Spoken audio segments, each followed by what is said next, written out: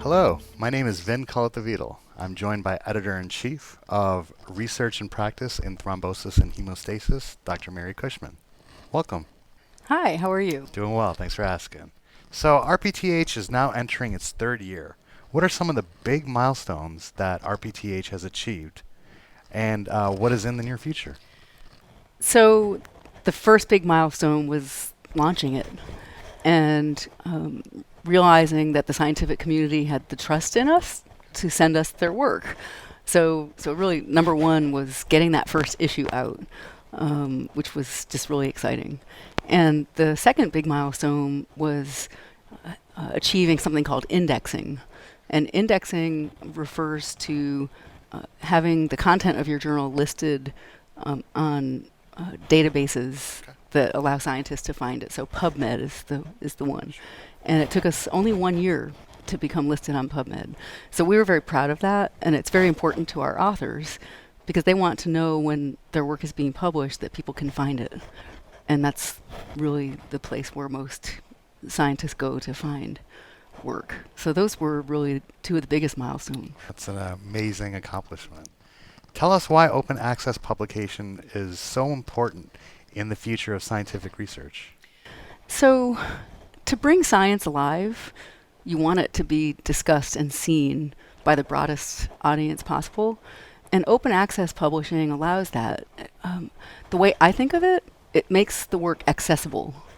So anyone can read it, regardless of whether they're a leading expert in the field, or they're a student, or a patient, or a concerned family member of someone who's ill. They can go and read the material and consume it without a firewall, like a subscription firewall, which makes the use of our journal really flexible. So, for example, we can publicize the findings on social media, and people can go read it right on their phone without having to remember a login number or what have you. So it's really just a way to make the information available to everyone, and allows us to serve the public who might be interested in reading it. RPTH is pioneering a new visual form of scientific discourse called illustrated reviews. Can you tell us a little bit more about that? Yes, so as an editor, it gives me sort of free rein to do what I think might be helpful to communicating science. And so we came up with this idea to really make the science even more accessible, called an illustrated review. And so we're publishing articles that are scholarly articles that take very complex material and put it into a format that's colorful and attractive, and that allows the scientists to express their creativity. It's almost like a graphic novel, if you will, for science communication. And by doing this, we hope to make the information more accessible to those who are interested in it, and to make it understandable, so that a person who might be a learner taking a course doesn't have to be a super expert biochemist to understand the biochemistry of fibrinogen, for example. They can look at the illustrated review and get the whole history of fibrinogen and all of the amazing things that it does through visuals and in a way that's easy to understand. And what I hope, as this gets disseminated, that other journals start to do it. I'm not aware of anyone else doing anything like this in scientific publishing, and that it will inspire young people. Imagine a young girl in 7th grade who somehow comes across this, and they might think that the science is understandable to them and really interesting. Right. And maybe they can become a scientist Right. and write an illustrated review themselves. Right. That's great.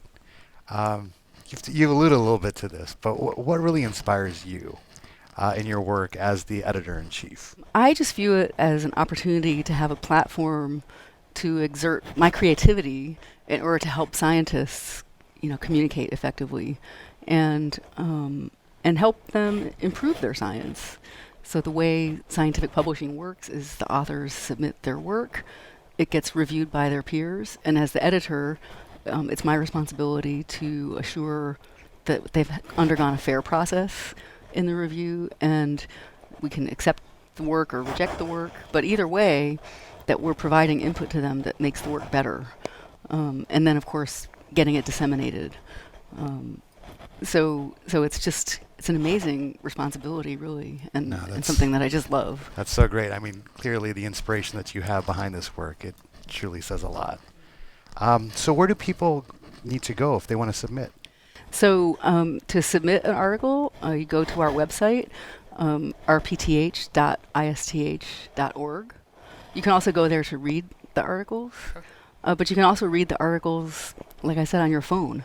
You can get them on Twitter. We tweet about every article that we publish as it becomes available online. We try to generate a conversation on social media. We have nearly 10,000 followers there who are looking at the material and can comment about it and generate discussion. And you can link right to the journal site from Twitter on your great. phone. So yeah, I mean, who wants to get like the table of contents on your email and then have to go open a website and log in? It's easier than that. You can just kind of look at it and click it and read it on your phone and manipulate the images however you want on your phone or your tablet or what have you. Or you can be old-fashioned and go to rpth.isth.org and read it that way. Well, thank you so much, Mary, for joining us all the way from Vermont. Really appreciate the time and effort and hearing about the passion that you expressed regarding RPTH. Well, that closes another session here today. Thank you for your time.